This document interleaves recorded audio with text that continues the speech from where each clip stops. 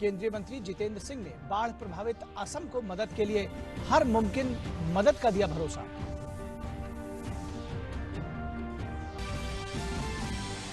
Corona के खिलाफ एक दिन में रिकॉर्ड लोगों ने जीती जंग। 36,000 से ज्यादा मरीजों को अस्पताल से मिली छुट्टी। परीक्षणों के मामले में भी बना अच्छा रिकॉर्ड। एक ही दिन में 4,42,000 लोगों की हुई जांच।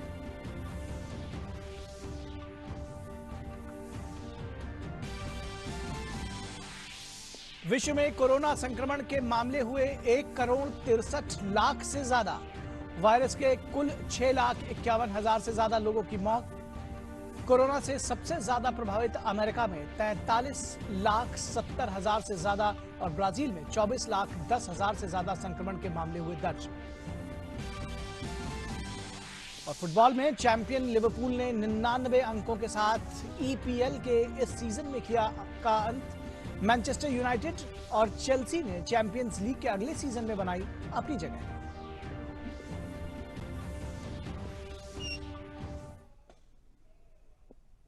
नमस्कार, डीडी न्यूज के इस बुलेटिन में आप सभी का स्वागत है। मैं हूं निखिल सिंह और आइए देखते हैं खबरों को अब विस्तार से। प्रधानमंत्री नरेंद्र मोदी आज वीडियो कॉन्फ्रेंसिंग के जरिए उच्च प्रवाह क्षमता वाली कोविड-19 परीक्षण सुविधाओं का शुभारंभ करेंगे। इन सुविधाओं से देश में परीक्षण करने की क्षमता बढ़ेगी और इनसे बीमारी की शुरुआती पहचान और समय रहते उपचार करने में तेजी आएगी। इस प्रकार इन सुविधाओं से कोरोना महामारी के फैलाव को नियंत्रित करने में सहायता मिलेगी।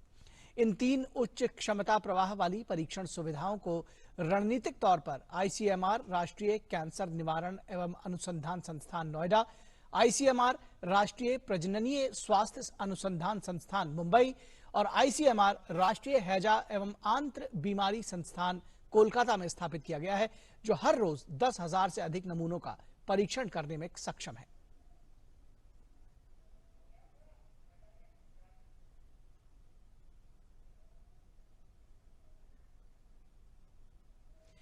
केंद्रीय रिजर्व पुलिस बल यानी सीआरपीएफ का आज 82वां स्थापना दिवस है। इस मौके पर केंद्रीय गृह मंत्री अमित शाह आज नई दिल्ली स्थित सीआरपीएफ के मुख्यालय में देश भर में मौजूद सीआरपीएफ के जवानों को एक वीडियो लिंक के जरिए संबोधित करेंगे। वे सीआरपीएफ के शहीदों को श्रद्धांजलि भी अर्पित करेंगे। कोविड-19 महामारी और शारीरिक दूरी के नियमों के चलते इस साल स्थापना दिवस का समारोह साधारण तरीके से मनाया जाएगा। गृह मंत्री सीआरपीएफ द्वारा तैयार की गई 3 डॉक्यूमेंट्रीज का भी विमोचन करेंगे, जिनमें दिखाया गया है कि सीआरपीएफ के जवान कोरोना वॉरियर्स और पर्यावरण संरक्षण के रूप में देश की आंतरिक सुरक्षा को बनाए रखने के लिए किस तरह से अहम योगदान दे रहे हैं।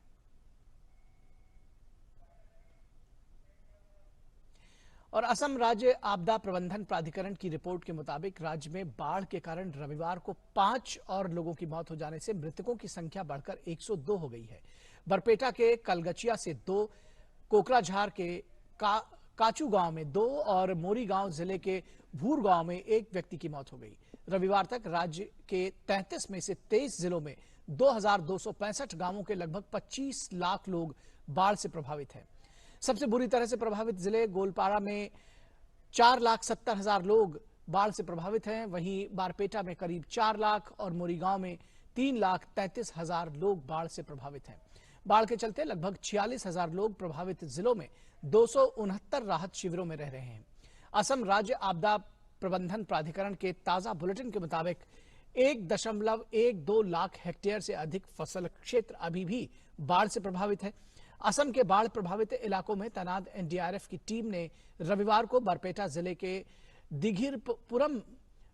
दिघिरपाम में 85 ग्रामीणों और 20 मवेशियों को बचा लिया। राज्य में तैनात एनडीआरएफ की टीमों ने बाढ़ के दौरान अब तक लगभग 2,600 लोगों को बचाया है। 430 वर्ग किलोमीटर में फैले काजीरंगा नेशनल पार्क और टाइगर रिजर्व का लगभग 85% हिस्सा बाढ़ के पानी से घिरा हुआ है। केएनपीटीआर बुलेटिन के मुताबिक इस मानसून में 129 जानवरों की मौत हो चुकी है। केंद्रीय जल आयोग के मुताबिक ब्रह्मपुत्र नदी का जल स्तर गुवाहाटी क्षेत्र में घटने लगा है और इसके आगे इसके और घटने की उम्मीद है। कल अपने मन की बात कार्यक्रम में प्रधानमंत्री नरेंद्र मोदी ने कहा कि पूरा देश इस आपदा से प्रभावित लोगों के साथ खड़ा है। केंद्रीय मंत्री जितेंद्र सिंह ने बाढ़ प्रभावित असम को मदद के लिए हर मुमकिन मदद का भरोसा दिया है।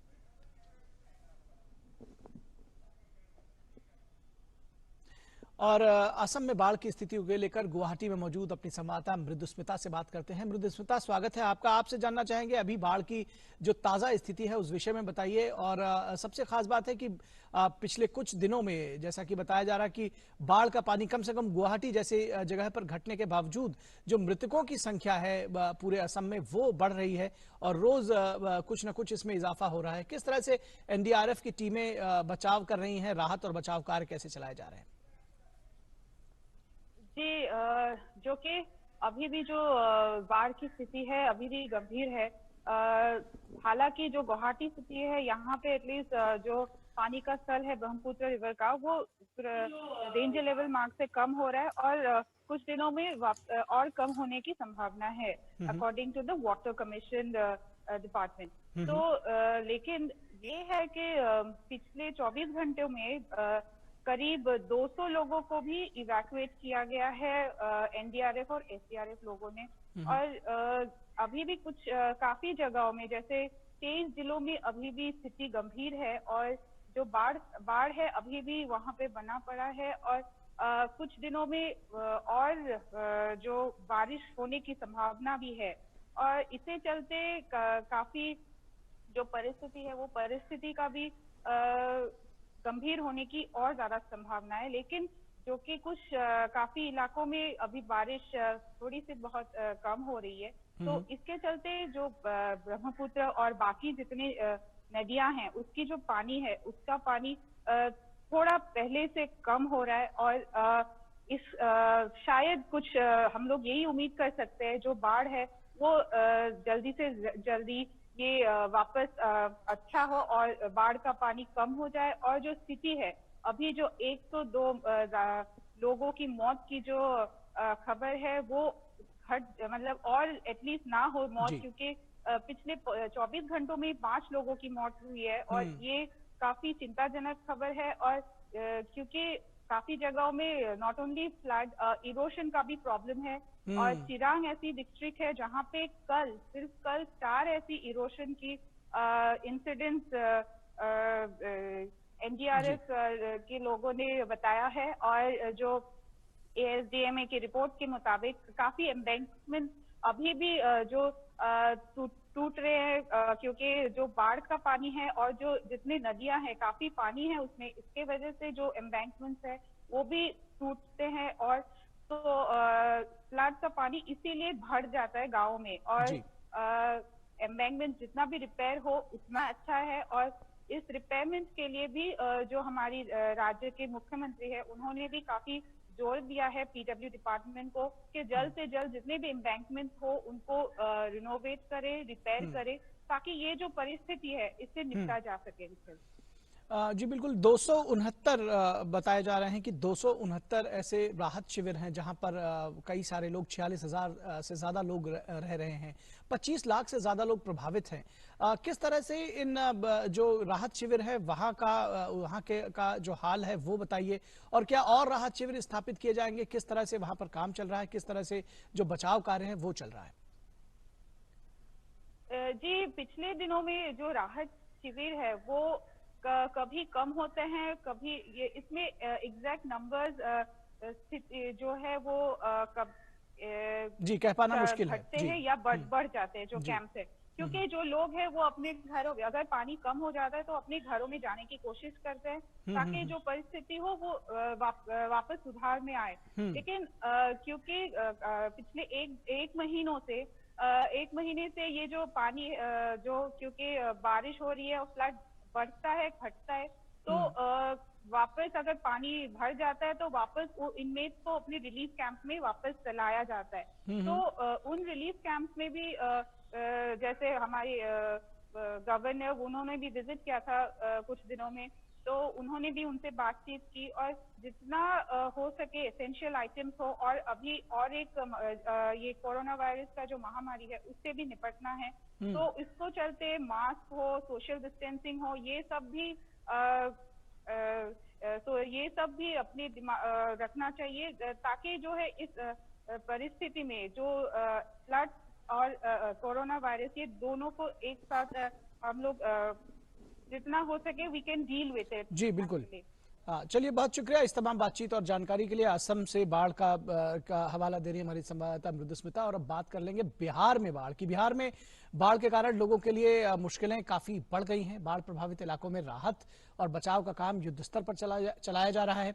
राज्य में गंडक, कोसी, बागमती, महानंदा और इनकी सहायक नदियां कई स्थानों पर खतरे के निशान से ऊपर बह रही हैं। इस कारण राज्य के 11 जिलों की 13 लाख आबादी बाढ़ प्रभावित है। प्रभावित क्षेत्रों में वायुसेना के हेलीकॉप्टर्स की मदद से सूखा भोजन उपलब्ध कराया जा रहा है। एनडीआरएफ और एसडीआरएफ की टीमें लोगों के बचाव के लिए जुटी हुई हैं और उन्हें राहत पहुंचाने में लगी हुई हैं। देखिए ये खास रिपोर्ट। नदियों के उफान पर रहने, तटबंधों के टूटने और उनमें आई दरार के कारण राज्य के 38 में से 11 जिले और लगभग 13 लाख लोग बाढ़ से प्रभावित हो गए हैं। जल संसाधन विभाग के सचिव संजीव हंस ने बताया कि टूटे हुए तटबंधों की मरम्मत का काम युद्ध स्तर पर किया जा रहा है और 1 सप्ताह के भीतर पूरा कर लिया जाएगा। बूढ़ी गंडक नदी मुजफ्फरपुर, समस्तीपुर, रोसड़ा और खगड़िया में तथा बागमती और महानंदा कई स्थानों पर अभी भी खतरे के निशान से ऊपर हैं। राज्य के 3 जिलों गोपालगंज, पूर्वी चंपारण और दरभंगा में सूखा भोजन हेलीकॉप्टर के माध्यम से बाढ़ पीड़ितों को पहुंचाया जा रहा है। दरभंगा के डीएम त्यागराजन ने बताया कि कल कुशेश्वर स्थान और केवटी इलाकों में फूड पैकेट का एयर ड्रॉप किया गया है। कल खराब मौसम होने से भी कई स्थानों पर एयर ड्रॉपिंग में बाधा आई। जहाँ पर हम लोग पहुँच नहीं पा रहे, उन गांवों का सूचीबद्ध किया गया है। उन गांवों में एयर ड्रॉपिंग के माध्यम से फूड पैकेट गिराया गया है। कुशेश्वर स्थान, पूर्वी के सुग्राइन, इटहर जैसे पंचायतों में अभी पहुंचने में थोड़ा दिक्कत हो रहा है। एनडीआरएफ टीम लगा हुआ है, लेकिन ऊपर से भी हम लोग एयर ड्रॉपिंग कराए। प्रदेश के आपदा प्रबंधन विभाग के अपर सचिव रामचंद्र डू ने बताया कि राहत शिविरों में 14,000 लोग रह रहे हैं, जबकि सामुदायिक रसोई से 1,75,000 लोगों को पका हुआ भोजन दिया जा रहा है। इधर समस्तीपुर में बूढ़ी गंडक नदी का जलस्तर खतरे के निशान को पार कर गया है। इसके अलावा जिले से होकर बहने वाली बागमती, कोसी, कमला और करेह नदियां भी उफान पर हैं। जिले की 20 पंचायतों के 50 से अधिक गांव बाढ़ से बुरी तरह प्रभावित हो गए हैं। इन गांवों की लगभग 1 लाख की आबादी बाढ़ के पानी से घिरी हुई है। इन गांवों में सैकड़ों एकड़ में लगी फसलें भी बर्बाद हो गई हैं। बाढ़ से जुड़े हादसों में पश्चिमी चंपारण में 3 बच्चों सहित 4 लोगों की मौत हो गई है। इस तरह पिछले 2 दिनों में पूरे राज्य में 17 लोगों की जानें जा चुकी हैं। जिला संवाददाताओं के इनपुट के साथ सलमान हैदर, दूरदर्शन समाचार, पटना। और पटना से इस बाढ़ पर और ज्यादा जानकारी के साथ जुड़ रहे हमारे संवाददाता सलमान हैदर। सलमान, अभी हमने आपकी रिपोर्ट देखी, बड़ी भयावह स्थिति देखी जा रही है बिहार में और आपकी रिपोर्ट बताती है कि 38 में से 11 जिले जलमग्न हैं, बड़ी स्थिति खराब है। क्या ताजा स्थिति बताएंगे और राहत और बचाव कार्य के लिए क्या किया जा रहा है? देखिए निखिल, राहत और बचाव के लिए एयरफोर्स के हेलीकॉप्टर, जैसा कि आपने रिपोर्ट में भी सुना, लगे हुए हैं। ये गोपालगंज, दरभंगा और पूर्वी चंपारण में एयर ड्रॉपिंग कर रहे हैं। कल थोड़ा मौसम खराब हो गया था, इस वजह से भी राहत कार्य में बाधा आई। और जो बाकी जगह हैं, जैसे सामुदायिक रसोई 442 चल रही हैं, जिनमें 2.25 लाख लोग खाना खा रहे हैं। अब इतनी बड़ी संख्या में और राहत शिविरों में भी बहुत सारे लोग रह रहे हैं, 14,000 के करीब है उनकी संख्या। तो आप समझ लें कि लगभग 2 लाख की आबादी अपने घर से बाहर है, जिन्हें सहायता पहुंचाई जा रही है। और ये जो डिल्यूज हुआ है, ये जो बाढ़ है, ये वैसे तो हर साल आती है, लेकिन इस बार जो बाढ़ है, एक तो मानसून के समय पर आने की वजह से है, और दूसरी बात यह है कि जो कोरोना की एक चुनौती पहले से है, इस वजह से भी राहत कार्यों में बड़ी परेशानी का सामना है। मुख्यमंत्री नीतीश कुमार ने ये निर्देश दिया है कि जब भी बाढ़ राहत कार्य चलाए जाएं प्रशासनिक अधिकारियों या एनडीआरएफ के द्वारा, उसमें कोरोना का जो सोशल डिस्टेंसिंग का नॉर्म है, वो भी, उसका भी ध्यान रखा जाए और सारे सावधानियां बरतते हुए, स्वच्छता का ध्यान रखते हुए रसोई घर में और जो राहत शिविरों में लोग रह रहे हैं उन्हें भी ध्यान दिया जाए। मास्क का मुफ्त वितरण किया जा रहा है जो लोग राहत शिविरों में रह रहे हैं। तो ये सारी बातें हैं। समस्या बहुत विकट है और इस बार 3 बड़े तटबंध टूट गए हैं, जिनकी वजह से एक बड़े इलाके में पानी फैल गया है। ताजा मामला सारण से है, जहां 5 ब्लॉक्स में पानी फैला है। तो ये स्थिति तो निश्चित रूप से कह सकते हैं भयावह है यहाँ। जी चलिए सलमान, बहुत शुक्रिया इस तमाम बातचीत और जानकारी के लिए। आपने विस्तार से बताया कि किस तरह से बाढ़ प्रभावित जिलों में राहत और बचाव कार्य चलाए जा रहे हैं और क्या कुछ वहां की ताज़ा स्थिति है। और बढ़ते हैं अगली खबर की तरफ। खबर राजस्थान के सियासत से जुड़ी हुई। राजस्थान में मुख्यमंत्री अशोक गहलोत सरकार के लिए आज अहम दिन है। मुख्यमंत्री अशोक गहलोत जहां राज्यपाल कलराज मिश्र से विधानसभा सत्र बुलाए जाने की अनुमति लेने की कोशिश में जुटे हुए हैं, वहीं इस मामले में आज सुप्रीम कोर्ट में सुनवाई होगी। सुप्रीम कोर्ट अब तय करेगा कि स्पीकर बागी विधायकों पर कार्रवाई कर सकते हैं या नहीं। गौरतलब है कि विधानसभा अध्यक्ष ने कांग्रेस पार्टी द्वारा शिकायत दिए जाने के बाद इन विधायकों को 14 जुलाई को नोटिस जारी किया था। कांग्रेस ने इन विधायकों पर व्हिप का उल्लंघन करने का आरोप लगाया था, जबकि पायलट खेमे की दलील है कि पार्टी का व्हिप तभी लागू होता है जब विधानसभा का सत्र चल रहा हो। उधर बीएसपी ने राजस्थान में अपने 6 विधायकों को व्हिप जारी किया है। इसके साथ ही व्हिप का उल्लंघन करने पर विधानसभा की सदस्यता रद्द करने की कार्रवाई की चेतावनी भी दी है। साथ ही बीएसपी ने राजस्थान उच्च न्यायालय में पहले से लंबित याचिका में अलग से रिट याचिका लगाने का भी फैसला किया है। गौरतलब है कि ये 6 बीएसपी विधायक पहले ही कांग्रेस में शामिल हो गए हैं। अब बीएसपी ने इन विधायकों को कहा है कि बीएसपी एक राष्ट्रीय पार्टी है और इन विधायकों को पार्टी दिशा निर्देशों का पालन करना होगा। बीएसपी इन 6 विधायकों के कांग्रेस में विलय को बीएसपी गैर कानूनी और असंवैधानिक मानने के साथ साथ उच्चतम न्यायालय के फैसलों के खिलाफ बता रही है। और बात कोविड की। देश में बढ़ते कोरोना संक्रमण के बीच रिकवरी रेट के आंकड़ों ने राहत दी है। देश में एक दिन में कोरोना से ठीक होने वाले मरीजों की संख्या सर्वाधिक 36,000 से अधिक हो गई है। पिछले 24 घंटों में कल रिकॉर्ड 36,145 रोगियों को उपचार के बाद छुट्टी दी गई। रिकवरी रेट भी बढ़कर लगभग 63.92% हो गया है। केंद्र सरकार ने सभी राज्यों और केंद्र शासित प्रदेश सरकारों को टेस्ट, ट्रैक और ट्रीट की रणनीति को और अधिक कारगर तरीके से लागू करने को कहा है।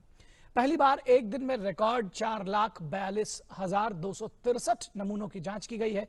इस तरह प्रति 10 लाख आबादी पर जांच की संख्या बढ़कर 11,805 है। पहली बार सरकारी प्रयोगशालाओं में रिकॉर्ड 3,62,153 नमूनों की जांच की गई। निजी प्रयोगशालाओं में भी किसी एक दिन में सबसे अधिक 79,878 नमूनों की जांच हुई।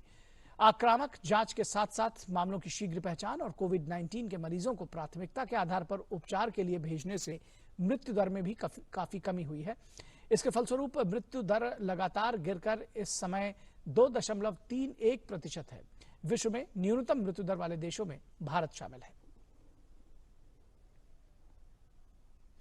और भारत में सरकार के निरंतर प्रयासों से कोरोना महामारी की स्थिति में कुछ सुधार देखने को मिल रहा है और कोरोना से संक्रमित मरीज भी तेजी से स्वस्थ हो रहे हैं। कोरोना रिकवरी दर में तेजी से सुधार हो रहा है। देश में अब तक कुल 8,85,576 कोरोना मरीज इलाज के बाद स्वस्थ हो चुके हैं। अभी देश में 4,67,882 सक्रिय मामले हैं। बात कर्नाटक की करें तो कोरोना महामारी को देखते हुए कर्नाटक सरकार ने बकरीद के त्योहार के लिए कुछ दिशा निर्देश जारी किए हैं कि ईदगाह मैदान पर सामूहिक रूप से नमाज अदायगी पर प्रतिबंध रहेगा। वहीं मस्जिद के अंदर एक समय में केवल 50 लोग ही नमाज अदा कर पाएंगे, जहां कोविड महामारी के बचाव के लिए सभी बातों का ध्यान रखा जाएगा। अगर ज्यादा लोग एकत्र होते हैं तो उन्हें 3 समूहों में बांटा जाएगा। यह भी कहा गया है कि मस्जिद को छोड़कर किसी अन्य स्थान पर सामूहिक नमाज अदा नहीं की जाएगी। इसके साथ ही नमाज अदा करने वाले सभी लोगों को चेहरे पर मास्क लगाना होगा। वहीं 60 साल से ऊपर व्यक्तियों के लिए और 10 साल से कम उम्र के बच्चों के लिए प्रवेश बंद रहेगा। नमाज पढ़ते समय 6 फीट की दूरी का भी ध्यान रखना होगा। मस्जिद में प्रवेश करने से पहले सभी की थर्मल स्कैनिंग होगी। हाथों को सैनिटाइज किया जाएगा या फिर साबुन से धोना होगा। कोई भी व्यक्ति मस्जिद के अंदर पवित्र किताबों को नहीं छुएगा। वहीं हाथ मिलाने और गले मिलने की भी अनुमति नहीं होगी।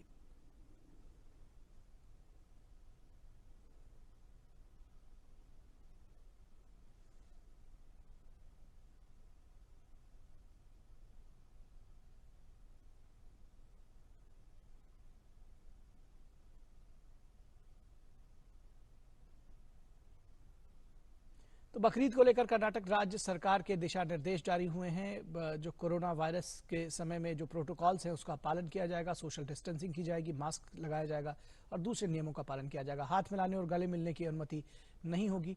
नमाज पढ़ते वक्त विशेष सावधानियां बरतनी होंगी। विदेश मंत्री एस जयशंकर ने कल इजराइल के विदेश मंत्री गाबी आशकेनाजी से फोन पर बात की। ट्वीट के जरिए विदेश मंत्री ने कहा कि भारत और इजरायल दोनों कोविड-19 के खतरे से निपटने के लिए संयुक्त रूप से काम कर रहे हैं। विदेश मंत्री ने कहा कि कोविड-19 के साथ ही दोनों देश अपने रिश्तों को और बेहतर करने की दिशा में लगातार प्रयासरत हैं। गौरतलब है कि दोनों देशों के चोटी के वैज्ञानिक 30 सेकंड में कोविड-19 का पता लगाने वाली किट पर काम कर रहे हैं, जिससे न केवल दोनों देशों को फायदा होगा बल्कि दुनिया में तमाम ऐसे देश जो कोविड-19 की जांच करने में परेशानी महसूस कर रहे हैं उनके लिए भी ये एक राहत की बात होगी।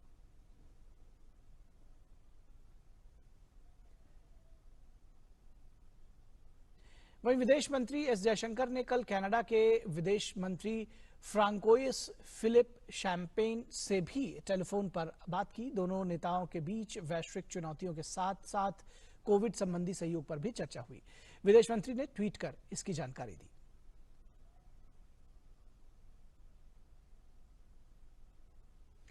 और बांग्लादेश के विदेश मंत्री डॉक्टर ए.के. अब्दुल मोमेन ने कहा है कि भारत और बांग्लादेश घनिष्ठ और ऐतिहासिक संबंध साझा करते हैं। बांग्लादेश में एक निजी न्यूज चैनल से बातचीत करते हुए डॉक्टर मोमेन ने कहा कि दोनों देशों के बीच रिश्ते बेहद मजबूत हैं और दोनों देश आपसी बातचीत के माध्यम से तमाम समस्याओं को सुलझाने में समर्थ हैं। भूमि सीमा संबंधी मुद्दे पर उन्होंने कहा कि भारत में प्रधानमंत्री नरेंद्र मोदी के नेतृत्व में नई सरकार के सत्ता में आने के बाद से इसका समाधान किया गया है। वहीं प्रधानमंत्री मोदी द्वारा सार्क देशों के लिए कोविड-19 आपातकालीन निधि बनाने की पहल पर डॉक्टर मोमेन ने कहा कि भारत ने इस निधि के माध्यम से बांग्लादेश को सहायता प्रदान की है। उन्होंने यह भी कहा कि बांग्लादेश किसी दूसरे देश के अंदरूनी मामलों में दखल देने में विश्वास नहीं रखता है। मोमेन ने कहा कि उन्हें विश्वास है कि भारत और चीन दोनों ही बातचीत के माध्यम से मुद्दों को सुलझा लेंगे और तनाव को दूर करेंगे।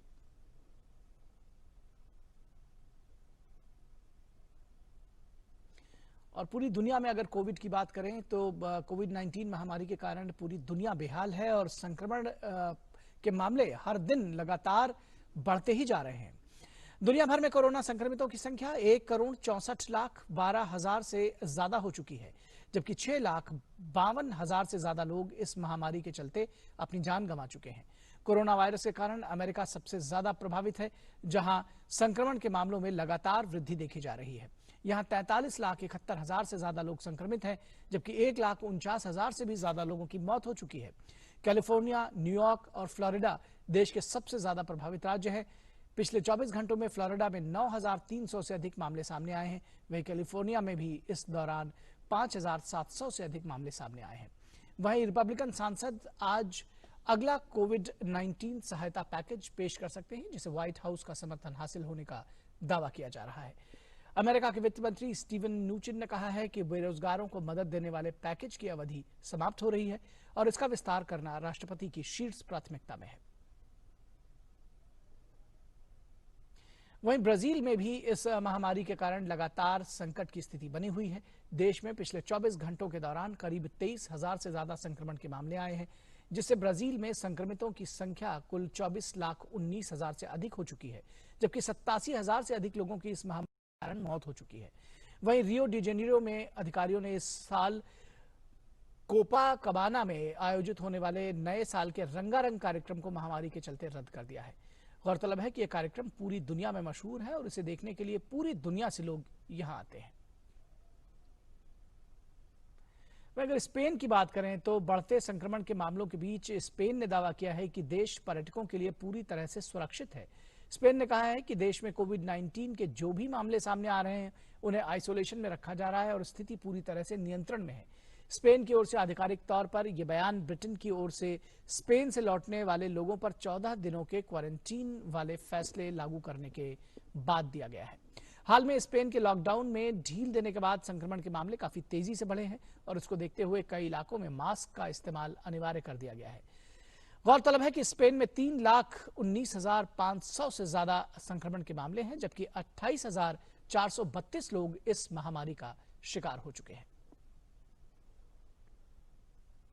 और खबर फुटबॉल के मैदान से। इंग्लिश प्रीमियर लीग का खिताब 30 साल बाद अपने नाम करने वाली लिवरपूल ने ईपीएल के अपने अंतिम मुकाबले में न्यू कैसल पर 3-1 से जीत हासिल की। इस तरह चैंपियन लिवरपूल ने प्रतियोगिता में 99 अंक के साथ इस ईपीएल के सीजन का अंत किया। लिवरपूल की ओर से वैन डिक, डिबॉक, ओरिजी और सादियो माने ने एक गोल किया। वहीं न्यू कैसल की ओर से ड्वाइट गेल ने एकमात्र गोल किया। इस सीजन में लिवरपूल के प्रदर्शन की बात करें तो टीम ने 14वीं बार अपने मैच में जीत हासिल की है, जो कि एक नया क्लब रिकॉर्ड रहा है। लिवरपूल ने 1990 में आखिरी बार इंग्लैंड को टॉप लीग खिताब जीता था। उस वक्त ये लीग 1 के नाम से जानी जाती थी प्रतियोगिता।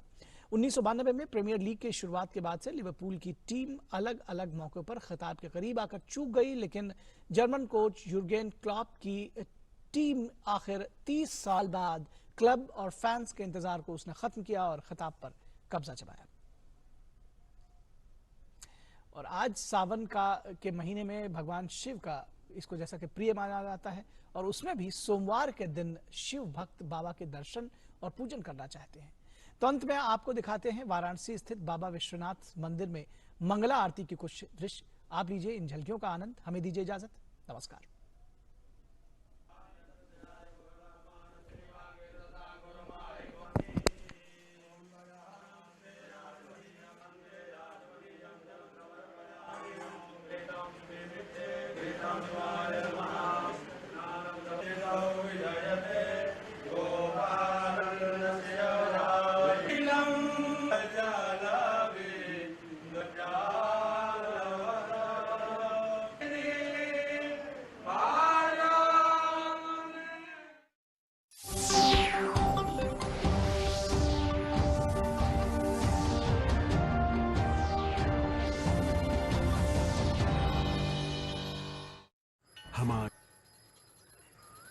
अरे बबलू, लॉकडाउन खुलते ही टहलने निकल पड़े।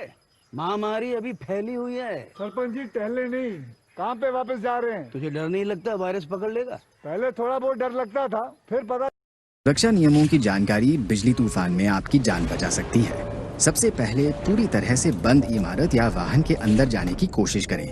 ट्रैक्टर,